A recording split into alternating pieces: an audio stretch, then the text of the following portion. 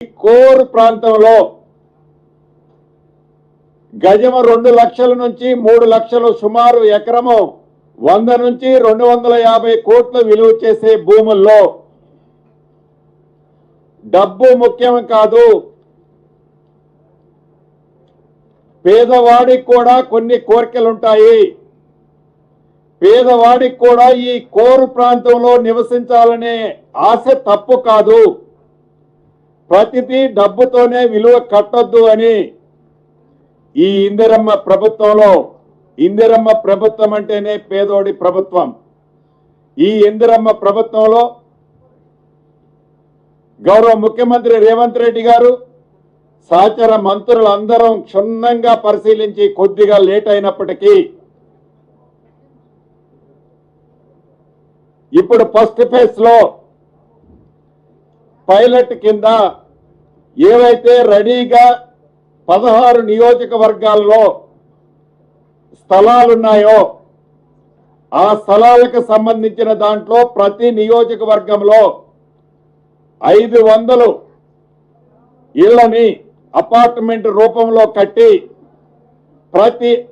ప్రతి అపార్ట్మెంటు ప్రతి ఫ్లాటు 525 చదరపు అడుగులు ఉండే విధంగా డిజైన్ చేసి ఈరోజు వాటికి సంబంధించిన అప్లికేషన్ విధి విధానాలని ఇప్పుడే సహచర మంత్రివర్యులు, సహచర గౌరవ శాసనసభ్యులు, శాసన మండలి సభ్యులు సమక్షంలో, మీ అందరి సమక్షంలో లాంఛనంగా దాన్ని ఓపెన్ చేసుకున్నాం, ప్రారంభించుకున్నాం. ఈ ప్రభుత్వం ఏర్పడిన తర్వాత ప్రత్యక్షంగా మేము చూసిన కొన్ని విషయాలు మీ దృష్టికి తేవాల్సిన అవసరం ఉంది.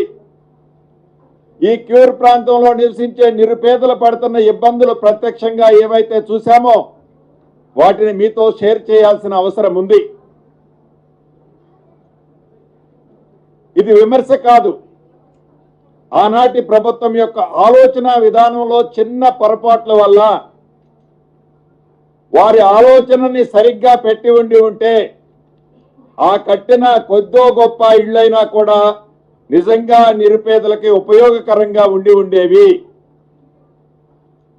అలా చెయ్యని కారణంగా ఏవైతే వారు కట్టాము డబుల్ బెడ్రూమ్ అని చెప్పే వాటిలలో ఎలక్షన్లకి కపుల్ ఆఫ్ మంత్స్ ముందు బెనిఫిషరీస్ ని ఫైనల్ చేస్తే సుమారు 21-22 వేల మంది బెనిఫిషరీస్ ని ఫైనల్ చేస్తే కేవలం 9-10 వేల మంది ఆ బెనిఫిషరీస్ ఆ స్థలాల్లో నివసిస్తున్నారు. దానికి కారణం ఒక్కటే, వారిని అంటరానితనం వలననో లేకుంటే వారు ఈ కోరు ప్రాంతంలో నివసించొద్దని ఆనాటి ప్రభుత్వం యొక్క ఆలోచన వల్లనో వారందరినీ 30 నుంచి 35 కిలోమీటర్ల దూరంలో ప్రభుత్వ స్థలం ఆడ విశాలంగా ఉందని ఆడ కట్టి ఆడ ఇచ్చినప్పుడు అక్కడ నుంచి వారి జీవనోపాధి కోసం ప్రతిరోజు సిటీకి రాలేక వారు నివసించి పుట్టి పెరిగిన గడ్డ మీద వారికి ఉండే స్థానము లేదనే ఆలోచనతో ఏదైతే వారు ఎలకేషన్ ఇచ్చామని చెప్పుకునే ఇళ్లు కూడా పత్రాలైతే తీసుకున్నారు, కానీ ఎవరు కూడా అక్కడ నివసించటం లేదనేది స్పష్టంగా నాతో సహా నేను వెళ్ళి ప్రత్యక్షంగా చూశాను. అక్కడ ఉండి వారు చెప్పేది యథార్థంగా నేను విన్నాను. నాతో పాటు ఇన్ఛార్జి మంత్రివర్యులు కూడా అనేక పర్యాయాలు హౌసింగ్ శాఖతో పాటు కలెక్టర్లు, కమిషనర్లతో ఒక 7-8 సార్లు విస్తృతంగా దీని మీద డిబేట్ చేసుకున్నాం. ఆ డిబేట్ చేసి సింగిల్ నోటు కేబినెట్ లో డిస్కషన్ చేసినప్పుడు గౌరవ ముఖ్యమంత్రి గారు, సహచర మంత్రులందరూ ఇది పేదోడి ఆత్మ గౌరవానికి సంబంధించిన విషయము, మీరు ఆ పేదోడికి అపార్ట్మెంట్ కింద ఇచ్చే అన్డివైడ్ ల్యాండ్ ఏదైతే ఉందో అది సుమారు 40 నుంచి 60 లక్షల రూపాయలు ఓన్లీ ల్యాండ్ కాస్టే ఉంటుంది. ఏదైతే ఈనాడు మనం ఐడెంటిఫై చేశామో ఈ ఐడెంటిఫై చేసిన ప్రాంతాల్లో కానీ భవిష్యత్తులో చేయబోయే ఐడెంటిఫై చేసే ప్రాంతాల్లో కానీ కేవలం ల్యాండ్ కాస్టే అన్డివైడ్ షేర్ ఏదైతే మనం రిజిస్ట్రేషన్ చేద్దామనుకుంటున్నామో ఆ ల్యాండ్ కాస్టే తక్కువలో తక్కువ 40 నుంచి 60 లక్షల రూపాయలు చేస్తుంది. అయినా కూడా ఇది డబ్బు ముఖ్యం కాదు, ఆ పేదవాడు తలెత్తుకొని తిరిగే విధంగా ఆత్మ గౌరవానికి సంబంధించిన విషయమని తలంచి ఈ ప్రభుత్వం పేదవాడి కష్టం తెలిసిన ప్రభుత్వం, పేదవాడి అవసరాలేంటో తెలిసిన ప్రభుత్వం, పేదవాడి చిరు కోరికేంటో తెలిసిన ఈ ప్రభుత్వం డబ్బు ముఖ్యం కాదు, ధనార్జనే ముఖ్యం కాదు, పేదవాడికి పెట్టేది మనకి ఎట్టి పరిస్థితుల్లో అది మనకి ఖర్చు కానే కాదు అని తలంచి కోర్ ప్రాంతంలోనే ప్రతి నియోజకవర్గాన్ని యూనిట్గా తీసుకొని అదే నియోజకవర్గంలో జూబ్లీ హిల్స్ కాన్స్టిట్యున్సీ ఉంటే జూబ్లీ హిల్స్ ప్రాంతంలోనే ధనికులు రిచెస్ట్ పర్సన్స్ ఉండే ప్రాంతంలోనే ఆ పేదవాడికి కూడా ఇల్లు ఇవ్వాలని ఈ ప్రభుత్వం తలంచి ఆ కార్యక్రమానికి శ్రీకారమే ఈరోజు ఈ కార్యక్రమం. దీంట్లో భాగంగా అనేక రకాలుగా ఉన్నాయి చర్చలు. ఈ ప్రభుత్వం ఏర్పడే నాడు ఇచ్చారు లేవయ్యా ఇందిరమ్మ ప్రభుత్వంలో తెల్ల కాగితాన్ని నల్ల కాగితం చేసి ఒక ఆర్డర్ ఇస్తారు, నిజంగా వాళ్ళ దగ్గర డబ్బులు ఉంటేనా ఇవ్వటానికి అని హేళనగా మాట్లాడుకున్న ప్రబుద్ధులు ఉన్నారు. ఈ స్కీమ్ ఫెయిల్ అయితే మనం సంకల కొట్టుకోవచ్చు అని ఆనందపడ్డ నాయకులు ఉన్నారు. అటన్ని గురించి మనం మాట్లాడుకోవద్దు, కానీ ఈ ప్రభుత్వానికి ఒక చిత్తశుద్ధి ఉంది, ఈ ప్రభుత్వానికి ఒక ఆలోచన ఉంది, ఈ ప్రభుత్వానికి పేదవాడి పట్ల ఒక కన్సర్న్ ఉంది.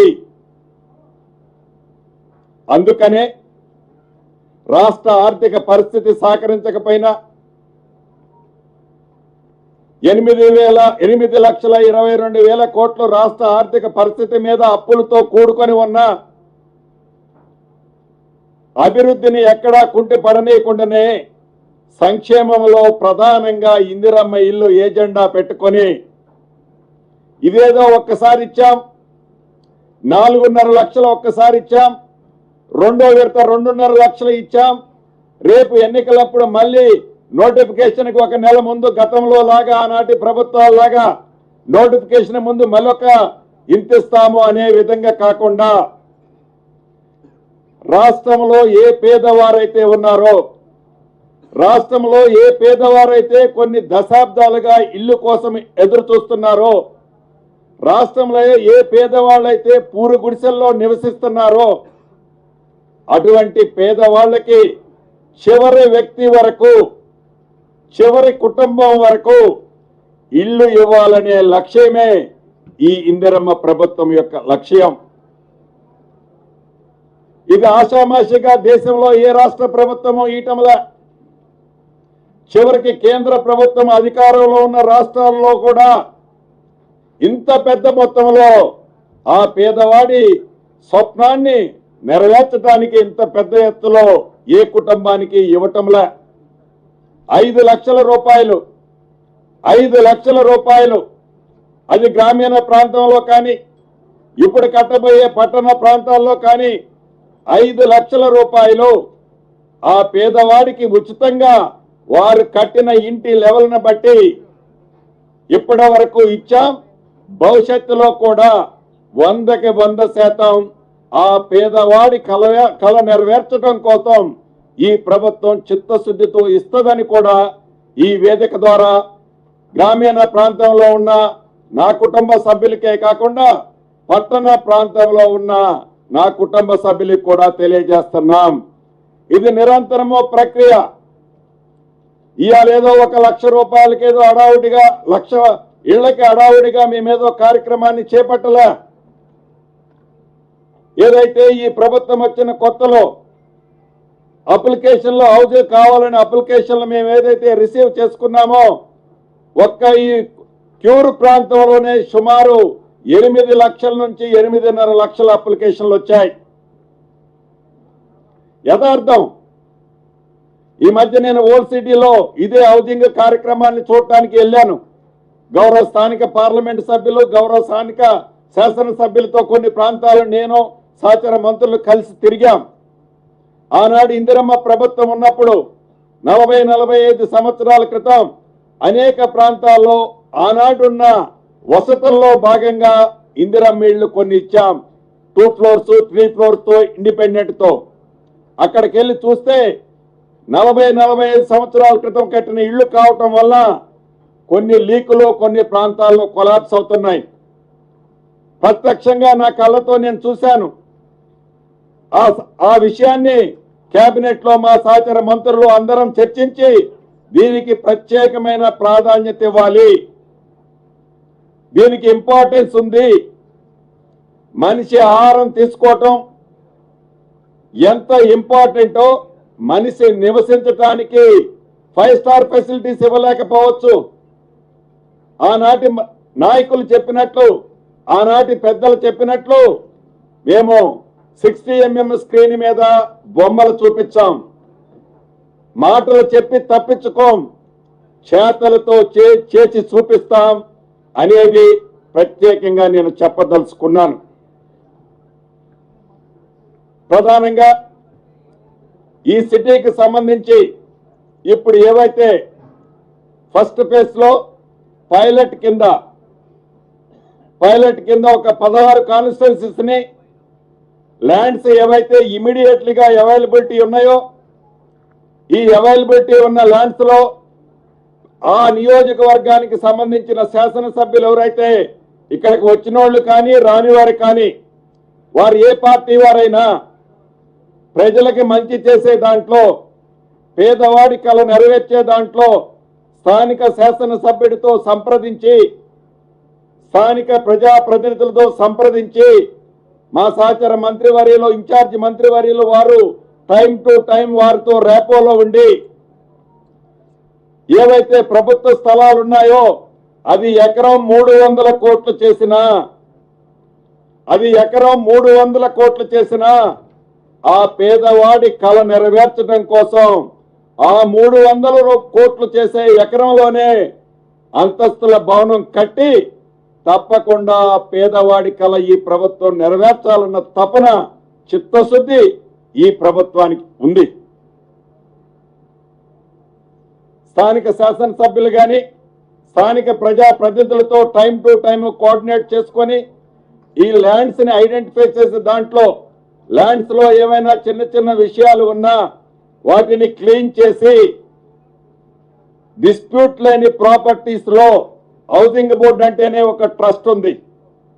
ఆ ట్రస్ట్ ని వమ్ము చేయకుండా డిస్ప్యూట్ లేని ప్రాపర్టీస్ లో పేదవాడి కల నెరవేర్చే కార్యక్రమం తను పుట్టి పెరిగి ఏ గడ్డ మీదైతే ఈనాడు ఆ ఏజ్ లో ఉన్నాడో తను తలెత్తుకునే విధంగా అదే గడ్డ ప్రాంతంలో ప్రతి నియోజకవర్గాన్ని ఇందాక చెప్పినట్టు యూనిట్ గా తీసుకొని ఇల్లు ఇస్తామని ఈ వేదిక ద్వారా రాష్ట్ర ప్రభుత్వ పక్షాన, ఇందిరమ్మ ప్రభుత్వ పక్షాన ఈ జిహెచ్ఎంసీ పరిధిలోని క్యూర్ ప్రాంతంలో ఉండే నా నిరుపేద కుటుంబాలకి మరొకసారి తెలియజేస్తున్నాను.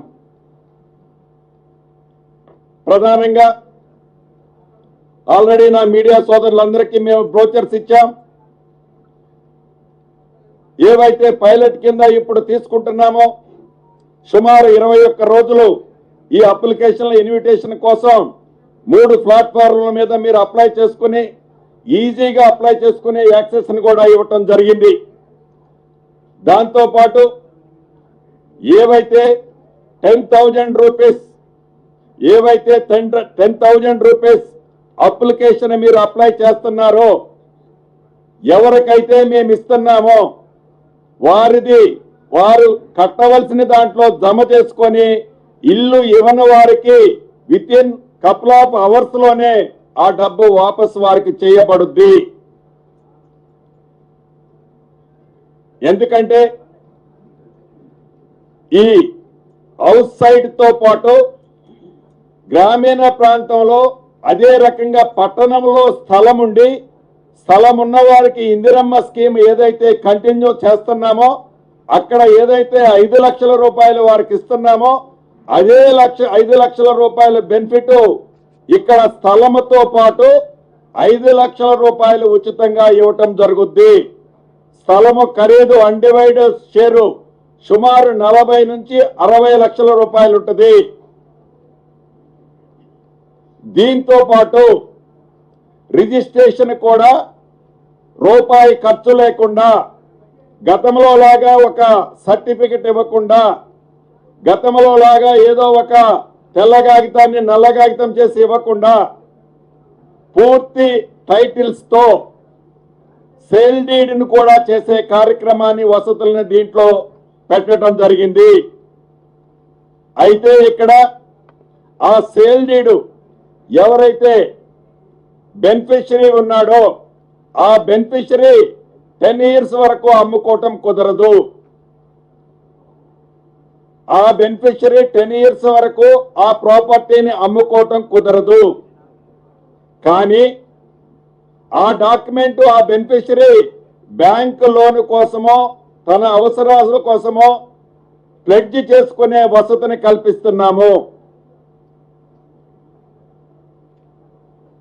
ఆ బెనిఫిషరీ ఏదైతే ఒరిజినల్ డాక్యుమెంట్ రిజిస్టర్డ్ డాక్యుమెంట్ చేస్తున్నామో ఆ డాక్యుమెంట్ అమ్ముకోవటానికి 10 సంవత్సరాల వరకు కుదరదు. 10 సంవత్సరాల తర్వాత తను అమ్ముకోవచ్చు. అదే రకంగా రిజిస్టర్డ్ డాక్యుమెంట్ వచ్చిన తెల్లారైనా కూడా ఆ డాక్యుమెంట్ ని ఏదైనా బ్యాంకులో ప్లెడ్జ్ చేసి తన కుటుంబ అవసరాల కోసం దాన్ని ప్లెడ్జ్ చేసుకునే సౌకర్యాన్ని ఈ స్కీములో కల్పిస్తున్నాము. అంతేకాదు ఒకే కుటుంబానికి ఏదైతే కుటుంబం అంటే డెఫినేషన్ ఏదైతే ఉందో ఆ కుటుంబానికి భార్యకొకటి భర్తకొకటి ఇలా ఇవ్వరు. కుటుంబానికి ఒక్కటే ఇస్తారు. అది ఉన్న అపార్ట్మెంట్స్ కంటే ఎక్కువ అప్లికేషన్లు వస్తే పారదర్శకంగా ఓపెన్ గా లాటరీ సిస్టమ్ తో ఆ బెనిఫిషరీస్ అందరి సమక్షంలో డ్రా తీసి ఆ డ్రా తీసిన సీరియల్ ప్రకారము ఆ ప్రయారిటీ ప్రకారము వారికి ఇవ్వటం జరుగుద్ది. అంతేకాదు ఇంకా ఆ బ్రోచర్లో పూర్తి వివరాలు మీకు ఇచ్చాం. రేపటి నుంచి ఇవాళ జూలై 20వ తారీఖు, జూలై 21వ తారీఖు నుంచి ఆగస్టు 10వ తారీఖు వరకు అంటే 21 డేస్ అంటే 3 వారాలు అప్లికేషన్ చేయవలసిన వాళ్ళు ఇందాక నేను చెప్పినట్టు మీ సేవ కానీ వాట్సాప్ లో కానీ మూడోది ఏంటండి పోర్టల్ వెబ్సైట్ లో కానీ మీ సేవ కానీ వాట్సాప్ లో కానీ మీ వెబ్సైట్ నుంచి కానీ 3 పోర్టళ్లలో అర్హులైన వారు ఎవరైతే ఉన్నారో ఏ కాన్స్టిట్యున్సీ వారో ఆ కాన్స్టిట్యున్సీలోనే ఇప్పుడు ఏవైతే 16 నియోజకవర్గాల్లో నేను పేర్లు చదువుతాను, ఈ 16 నియోజకవర్గాలు కాకుండా మిగిలిన వాటిని కూడా వీలైనంత తొందరలో అక్కడ కూడా ల్యాండ్స్ ఐడెంటిఫై చేసి ఏదైతే ఈ క్యూర్ ఏరియాలో 24, 25 నియోజకవర్గాలు ఉన్నాయో వాటిలో కూడా లొకేషన్స్ ఇవ్వటం జరుగుద్ది. ఇక్కడ అప్లికేషన్ చేసిన వాళ్ళందరికీ 360 డిగ్రీస్ లో గతంలో వారికి ఏదైనా ఇల్లు ఉన్నా సైట్ ఉన్నా ఏవైతే ఇతరత్ర ఆస్తులున్నా అటువంటి వారికి ఈ ఫస్ట్ ఫేజ్ లో ఇవ్వలేము. ఎవరైతే ఇల్లు కానీ ఒక చిన్న గజము సోటు కానీ లేని నిరుపేదలున్నారో వారికి ఫస్ట్ ఫేజ్ లో టాప్ ప్రయారిటీ ఇవ్వటం జరుగుద్ది. ఈ చేసే దాంట్లో పారదర్శకంగా మళ్ళీ పదే చెప్తున్నాను, పారదర్శకంగా నీది ఏ పార్టీ అని అడగం, నీది ఏ కులం అని అడగం, నీది ఏ మతం అని అడగం.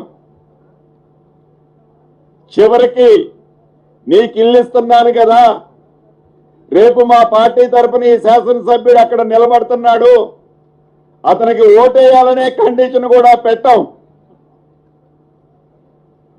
ఇది ఇందిరమ్మ ప్రభుత్వం, పేదోడి ప్రభుత్వం. ఈ ప్రభుత్వానికి చిత్తశుద్ధి పదే పదే చెప్తున్నాను. పేదవాడి బాగే ఈ ప్రభుత్వం యొక్క మెయిన్ ఎజెండా. ఇంకా అదర్ థింగ్ ఈ ప్రభుత్వానికి ఏమీ లేదు. కాబట్టి ఏవైతే మీరు ఈ క్యూర్ ప్రాంతంలో ఇప్పుడు పైలట్ కింద స్టార్ట్ చేస్తున్నామో, ఈ పైలట్ అనేది మోడల్ గా చేస్తున్నాం. దీని కంటిన్యూషన్ ఇది నిరంతరం. 1,00,000 ఇళ్ళని అనౌన్స్ చేశాం. 1,00,000 ఇళ్లే కాదు, ఇది నిరంతరము జరిగే ప్రక్రియ. ఈ క్యూర్ ప్రాంతంలో క్యూర్ ప్రాంతమే కాదు, రాష్ట్రమంతా కూడా. రెండో విడత అనౌన్స్ చేసేటప్పుడు గౌరవ ముఖ్యమంత్రి గారు, సహచర మంత్రులు అందరం చెప్పాం, ఈ రాష్ట్రంలో పూరి ఇళ్లు లేకుండా పక్కా ఇళ్లు కట్టిస్తామని చెప్పాం. ఇందిరమ్మ ఇళ్లు రెండో ఫేజ్ లో ఏవైతే పూరి ఇళ్లున్నాయో గ్రామీణ ప్రాంతంలో, కొన్ని పట్టణ ప్రాంతాల్లో, వాటన్ని సుమారు ఇప్పటి వరకు వచ్చిన ప్రాథమిక సమాచారం ప్రకారం ముందు ఒక 28,000-30,000 అని మా గౌతమ్ గారు చెప్పారు. కానీ తీరా చూస్తే అది 42,000-44,000 వరకు ఇప్పటి వరకు వచ్చింది. ఇంకా అది పెరగొచ్చు కూడా. పెరిగినా టాప్ ప్రయారిటీలో ఆ పూరిళ్ళు ఏవైతే ఉన్నాయో, ఇళ్ల స్థలం ఉండి పూరింట్లో నివసిస్తున్నారో వాళ్ళకి ఇందిరమ్మ ఇళ్ళు గ్రామీణ ప్రాంతంలో కానీ పట్టణ ప్రాంతాలను కూడా కట్టిస్తున్నాం. అంతేకాదు, ఏదైతే అక్కడ ఇచ్చినట్లే ఈ అర్బన్ ప్రాంతంలో, క్యూర్ ప్రాంతంలో ఇప్పుడు మనం లాంచ్ చేసుకున్న అప్లికేషన్ ప్రకారం ఇళ్ల స్థలము ఫ్రీ, మిగిలిన కుటుంబ సభ్యులకు ఇచ్చినట్లు ఈ ఫ్లాట్కి 5 లక్షలు ఈ రాష్ట్ర ప్రభుత్వం బరాయిస్తుంది. అంచనాల ప్రకారం ఏవైతే కాంట్రాక్టర్ ఫైనల్ చేసి ఇప్పుడున్న ఎస్ఎస్ఆర్ రేట్ల ప్రకారం అక్కడ మౌలిక వసతులతో కలిపి ఈ 525 ఎస్ఎఫ్టీకి సుమారు 11 లక్షల రూపాయలు ఖర్చు వస్తుంది. ఈ 11 లక్షల రూపాయల్లో రాష్ట్ర ప్రభుత్వం పక్షాన 5 లక్షల రూపాయలు ఉచితంగా రాష్ట్ర ప్రభుత్వమే ఆ కాంట్రాక్టర్కి పే చేస్తుంది. మిగిలిన 6 లక్షల రూపాయలు ఈ ప్రణాళిక అంతా 1 year లో పూర్తి చేయాలని టార్గెట్ పెట్టుకున్నాము. ఈ 1 year లో 4 ఇన్స్టాల్మెంట్స్ కింద ఈ 6 లక్షల రూపాయలు ఏవైతే ఉన్నాయో ఆ పేదవాడికి బరువు కాకుండా, ఆ పేదవాడి కోరిక నెరవేర్చడం కోసం, ఆ పేదవాడు ఈనాడు ఏ పూరిల్లోనో ఏ వసతులు లేని స్థలంలో ప్రతి నెల 15 నుంచి 20,000 రూపాయలు అద్దెలు కడుతున్నాడో ఆ అద్దెల నుంచి ఉపశమనం కల్పించడం కోసం విడతల వారీగా ఈ 6 లక్షల రూపాయలు 4 విడతల్లో కట్టే విధంగా వసతి కల్పిస్తున్నాము. ఈ 6 లక్షల నుంచి ఇప్పుడు ఏదైతే 10,000 రూపాయలు కడతాడో దాన్ని తగ్గించి 5,90,000 ఆ పేదవాడి దగ్గర నుంచి ఆ ఎస్క్రో అకౌంట్ డైరెక్ట్ గా ఆన్లైన్ లో పే చేసే కార్యక్రమాన్ని ఏర్పాటు చేస్తున్నాము. ఎవరైతే లబ్ధిదారులు ఉన్నారో, ఎవరైతే ఈ కోర్ ప్రాంతంలో నిరుపేద నా కుటుంబ సభ్యులు ఉన్నారో, ఎవరైనా మిడిల్ మ్యాన్ గా, ఎవరైనా బ్రోకర్ అవతారం ఎత్తి, ఎవరైనా మాయమాటలు చెప్పి మీ దగ్గరకు వచ్చి నాకు శ్రీధర్ బాబు అన్న తెలుసు, పొంగిలేటి తెలుసు, పొన్నం గారు తెలుసు, వీరు తెలుసు, వారు తెలుసు అని మాయమాటలు చెప్తే మీరేమీ నమ్మొద్దు. మాయమాటలకు మీరు 1 రూపాయి కూడా ఖర్చు పెట్టొద్దు. పారదర్శకంగా మీకు ఇల్లు వస్తుంది. దయచేసి మిడిల్ మ్యాన్ కి ఒక్క రూపాయి కూడా నా కుటుంబ సభ్యులు ఖర్చు పెట్టొద్దని, లంచాలు ఇయ్యొద్దని ఈ వేదిక ద్వారా వారందరినీ అభ్యర్థిస్తున్నాను. ఎందుకంటే